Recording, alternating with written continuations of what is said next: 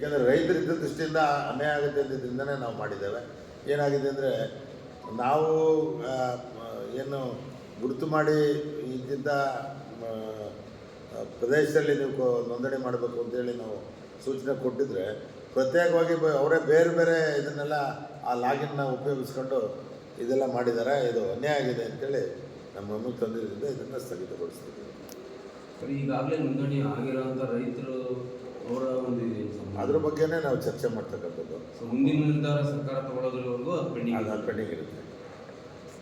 ನೋಂದಣಿ ಆಗಿದೆ ವಿನಃ ಗೊಬ್ಬರ ಖರೀದಿ ಮಾಡಿಲ್ಲ. ನಾವು ನೋಂದಣಿನ ಅನ್ಯಾಯ ಆಗಿದ್ರೆ ಅದನ್ನು ರದ್ದುಪಡಿಸಿ ಹೊಸದಾಗಿ ನೋಂದಣಿ ಮಾಡಬೇಕಾಗ್ತದೆ.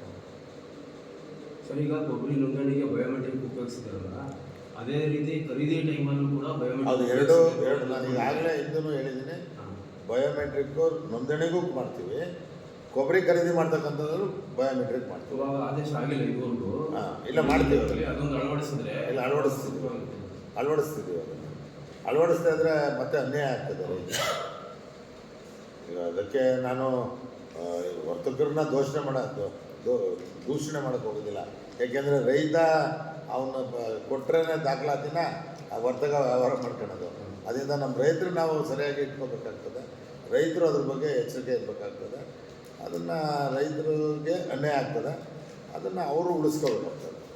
ಈ ಕಳೆದ ಬಾರಿ 2,000 ಏನೊಂದು ಮೆಟ್ರಿಕ್ ಟನ್ ಕೊಬ್ಬರಿ ಇದೆ, ಅವಾಗ ಆಗಿರೋ ನೋಂದಣಿ ಈಗ ತುಮಕೂರು ಜಿಲ್ಲೆಯಲ್ಲಿ ಈಗ 62,500 ಮೆಟ್ರಿಕ್ ಟನ್ಗೆ ನೋಂದಣಿ ಕಡಿಮೆ ಆಗಿದೆ. ಅವಾಗಿನ ಒಂದು ಡೇಟಾ ಬರುತ್ತೆ.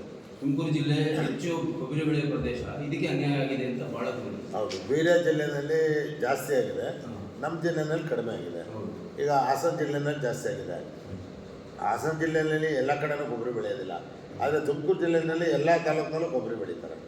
ಅದರಿಂದ ಅದರ ಆಧಾರದ ಮೇಲೂ ಅನ್ಯಾಯ ಆಗಿದೆ ಅಂತೇಳಿ ನಮ್ಮ ರೈತರು ಗಲಾಟೆ ಮಾಡ್ತಿದ್ದಾರೆ. ಎಲ್ಲ ಮಾಡಿದ್ದಾರೆ. ಭಾಳಷ್ಟು ಗೊಂದಲ ಆಗ್ತಾ ಇರೋದ್ರಿಂದ ಇದಕ್ಕೆ ಈ ರೀತಿ ತೀರ್ಮಾನ ತಗೊಂಡು ನಾಳೆ ಅಸೆಂಬ್ಲಿ ಇದೆ.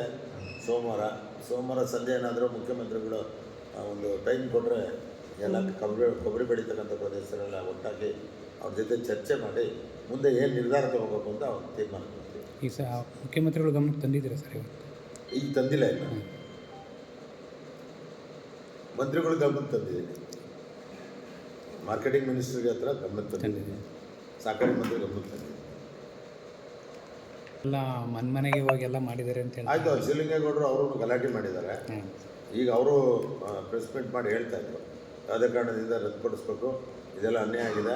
ಅವ್ರ ಮನೆಗೆ ಹೋಗಿ ಹೆಬ್ಬೆಟ್ ಕೊಡೋದಿದ್ದಾರಂತೆ, ಇವು ಕೊಟ್ಬಿಟ್ಟಿದ್ದಾರಂತೆ. ಹೆಬ್ಬೆಟ್ ಕೊಟ್ಟಾದ್ಮೇಲೆ ಕೇಳಿದೆ ಏನಿದು ಅಂತ. ಇಲ್ಲ ಎಲ್ಲ ಮನೆಗೆ ಹೋಗಿ ಮಾಡ್ತಾಯಿದ್ದೀರಾ ಏನು ಅಂತ. ಇಲ್ಲ ಹಿಂಗೆ ಇದಕ್ಕೆ ಬೈದ್ಬಿಟ್ಟು ಸಸ್ಪೆಂಡ್ ಮಾಡಿರಿ ಅವ್ರನ್ನ ಅಂತೇಳಿ ನಾನು ಶಿಫಾರಸು ಮಾಡಿದ್ದೀನಿ ಅಂತಕ್ಕಂಥದ್ದನ್ನ ಹೇಳ್ತಾಯಿದ್ರು.